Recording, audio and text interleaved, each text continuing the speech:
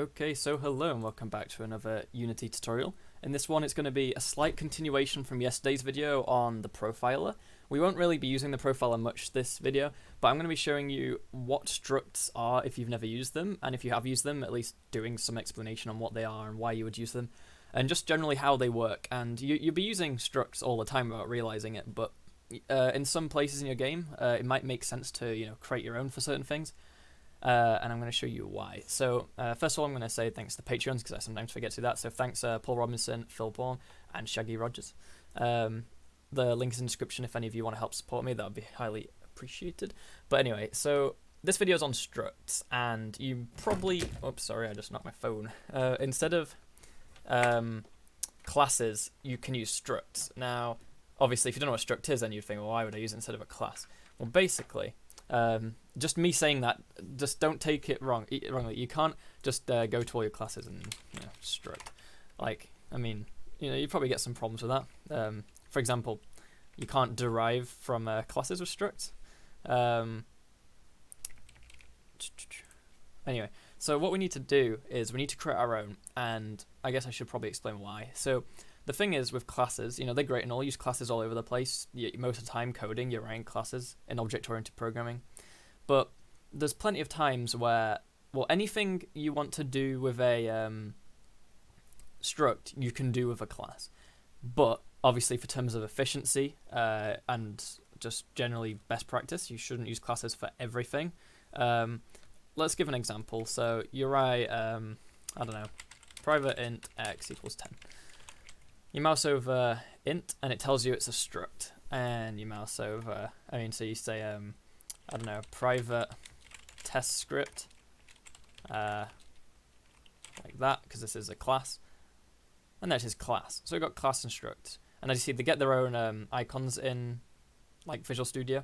So structs have those two little, I don't know, it's really hard to see what they are. I'm assuming there's two little blue boxes. And this is this weird, like, connected, well, actually, that's like a big yellow box and two smaller yellow ones. So that's probably to show classes inheriting from each other. So basically, I'll give you an example of what a struct is. A good example of a struct is a vector free, or just a vector. So, private vector free. Well, let's actually make it public for now. All right, so we'll do public vector free test vector. Well, we'll just set that, right? And that's a struct. And as you know, if you reference it, so void start test vector dot, and there's some things, right? So you can get the magnitude. This is just stuff to do with vectors that people have written, right? You can do, you can write functions inside structs. You can have like variables inside structs, right? They have 3 variables inside a vector struct, an x and y and a z. If I wanted to make my own, I would write public struct like new vector free, just saying that was my own.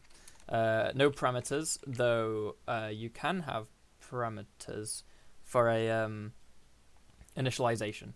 But let's say, for example, we had public float x, public float y, public float z, and then somewhere down here we say like void start. We want a new vector free called new vector free, and then once we've got that, we can say like debug.log new vector free dot, and then we have an x, y, and a z variable, right? Now that's the same with a class, right? If you went somewhere else and made a public class, you could even do it here. It would work the same. The difference is the main thing to remember is whenever you store a class somewhere in a script, you're storing a reference, okay? So if you do get component, you're not actually like becoming that thing. You're just referencing where it is. You're holding a pointer to where it is. And Unity or C# stays away from pointers, unlike C++. So I'll be doing C++ at some point with Unreal. But basically, when you store a class, you're storing a reference to it. Whereas when you store a struct, you are storing the value, not a reference to anything. It's an actual value, like a variable. A struct is just like a variable that stores other variables, and you can actually have functions in them as well.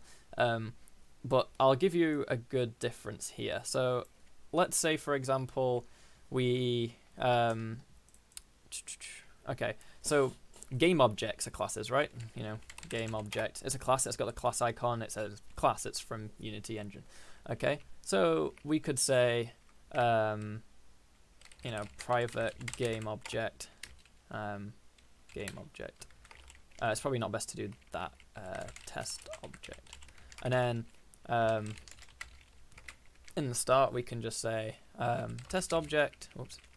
Whenever you have anything like this, a class or a struct, you can set a new, right? New type of itself. And if it has constructors, you put them in here. And then, obviously, you can reference things on it. So test object dot, and then all the things on the game object. Yeah, we haven't actually created an object in the game, but we've created an object class, and you can actually instantiate. Because the thing about instantiate is it takes in a game object. So this test object, we can make it, even though we didn't reference it anywhere, we've made it in the script, we can still instantiate it. Obviously, it wouldn't have a mesh renderer or anything, it would just be an empty object in the scene. It would just be we know when you make an empty object and it's just a transform, that's what it would make. Now, the thing is, we can, let's say we store another game object, right? So we make a game object inside here called like, I don't know, copy object, okay? And we're going to set copy object equal to test object, okay? So, you know, we're creating a new variable here, and we're setting it equal to that. And then what could happen is we can then debug.log test object, and then we can debug.log copy object. Obviously, we should probably access a variable from that. So, what variables do game objects have? That we can change. I don't know. Name. Name's probably the easiest. So, let's say we set a name. So, test object dot name is equal to. Oh, actually, I can't do that. Test object dot name is equal to first object, right? Because it's the first one. And then what we'll do is we'll debug the names. And then after we've debugged the names, we can change one of the names, right? So we'll say test object dot name is equal to changed name. Okay? And then we'll debug again. Okay, so now it's up to you to guess what you think is going to happen here. So we've made an object of a name, and we've made a second one that's we've set equal to the first one, and then we've changed the first one's name. Okay, so let's just run that. I haven't actually put it on anything, have I? Oh, it already was on something. Okay. We don't really care about the profile right now, but we'll leave it there. So we get first object, change name, okay? So this is debugging first object, and this is debugging first object. That makes sense, right? Because this is name's first object, and we're creating a copy of it, so we've got first object. And then we're changing this variable, this test object here, we're changing this variable's name, okay? The problem with it, well, it might be a problem, might be what you want, because this is a reference, not the actual value we're setting equal to. We're not copying data from here onto here. We're just storing a reference to this thing. So when we change the test object, the copy object is going to change too. Okay. All the values of this are just going to be this. So if you change anything on here, it gets changed on the other thing. With classes, that is a power, right? In plenty of cases, you want to do that. You want to have reference to something, right? You want reference to the player's stats, right? Whatever. Now, let's say, let's say you have reference to the player stats as a class, and then that changes, and you still got reference to that. You don't have to get reference again. The problem is there's certain types that you might get, so you might check a particular value, but then that value might change, and now you've lost reference. So the difference is, right, let's say you had a class, so public class, you know, you got your class, and that has an integer, all right? Now that integer is a struct, but because you have reference to the class, when this changes, it still changes for you because you're referencing that class, okay? But if you just had like a struct that you were referencing and you referenced X and that changed, then like I'll give you the example here. So we've done that now. We've showed that even if you don't change the thing you're debugging, if it's a reference to another thing, then it changes too. But the difference with vectors, well, not vectors, but well, vectors are structs. But the difference for structs, okay. So what we'll do is we'll write our own struct. So public struct test struct, right? Whoops. And we'll give it some values. You know, public int x, and we'll say public bool. I don't know, is jumping, and a public string. What should it have? I don't know. Description. Okay, so they're the values that it stores. So instead of it making a new game object, we'll make a new test struct. Okay. Now obviously test object, we're saying, oh well, we can't convert it because we've stored this as a game object, so we'll store it as a test struct. There you go, it's fine. Now, yeah, these variables don't exist anymore, so we'll say x is an integer, so you know, we'll start it off at I don't know, 10. Now I'll just show you quickly how you would initialize this. So what you could say in here is you say public test struct, and then you could take in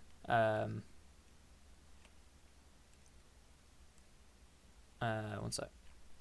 I've messed it up, haven't I?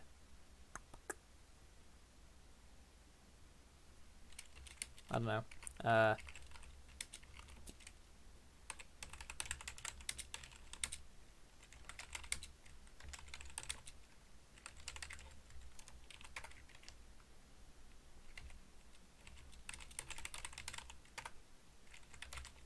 I've messed this up somewhere. Field thingy must be fully assigned with filling controllers record for the caller. Oh, it's might be a bit different in structs actually, because usually when you yeah, what have I done wrong here? I don't think I've done anything wrong. Oh, I'm an idiot. You're probably all saying this to me. Yes, because I did it above the stupid things. There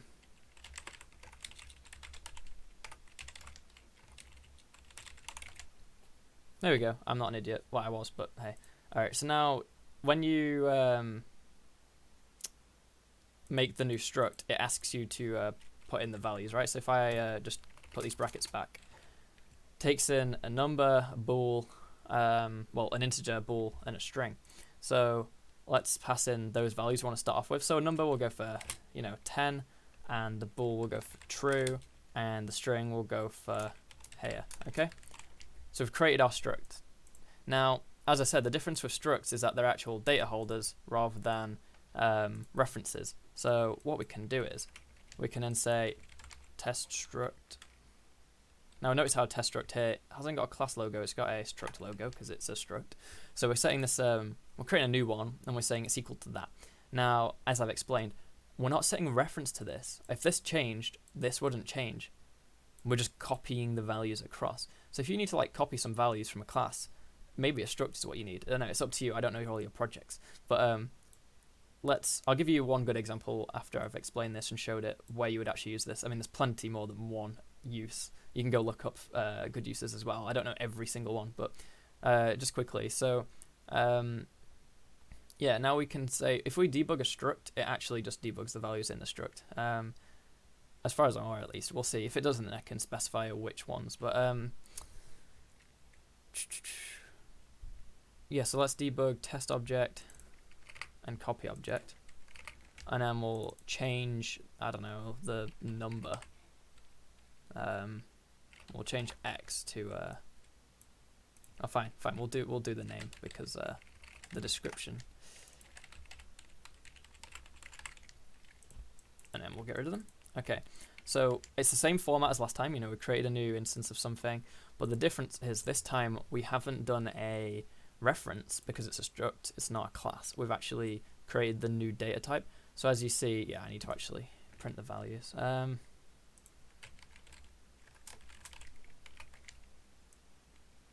I don't want semicolon there.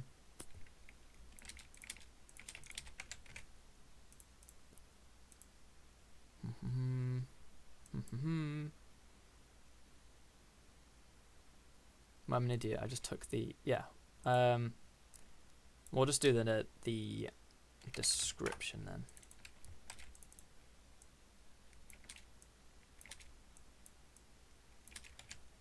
So if this was the same as last time, what you'd expect is, even though I've only changed one of the values from the first one, but as you see, the heyer from the first one that is changed ends up going to change description. The first heyer stays as heyer because, as I've explained, it's not a reference, it's the actual value. So when you create a new vector3, you're not referencing anything. It's a new value. It's just a variable, right? It's like saying int x equals 10. You know, you've just created this x. You haven't referenced somewhere in memory where you're storing an x or like an integer. It's not the same. Now, yeah, so that's how you do it, and that's the general use. So, you know, you write it, kind of looks basically the same as a class. You just write struct, doesn't derive. I'm not sure, but I swear you can't derive because I've never seen people do it, and I've never done it.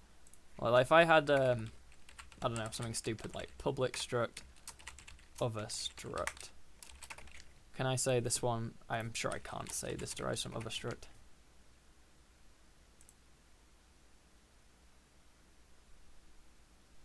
You can't do it. Maybe there's some weird way to do it, but I'm pretty sure you can't. Now, the benefit to it, or the way you can use it, or one way I would use it, is, let's say you call a function on a class, right? So this is the class, and you call a function, and let's say this function needs to return multiple values. Now, in C# 7, or I think it's 7, the newest version, they've added what, so when you have a function, right, you know, public void something, and it returns, well, it doesn't return anything. You can just write return if you wanted to end it early. But the point is, void, you know, returns nothing, or bool returns boolean. Now the thing is, you can only return one thing, right? You can only return one thing from a function. Now, in other languages, well, at least as far as I'm aware, they have what's called tuples, and tuples are basically, it's just a way of returning multiple things from a function. So let's say this was in C# 7. Now you can actually put Visual Studio in C# 7, but Unity doesn't support it, so it won't work for you. Even if the code compiles, it won't let you. So let's say I wrote, I don't know, public bool int, right? That would, obviously it's not going to let you. Well, I could return true, comma, 10.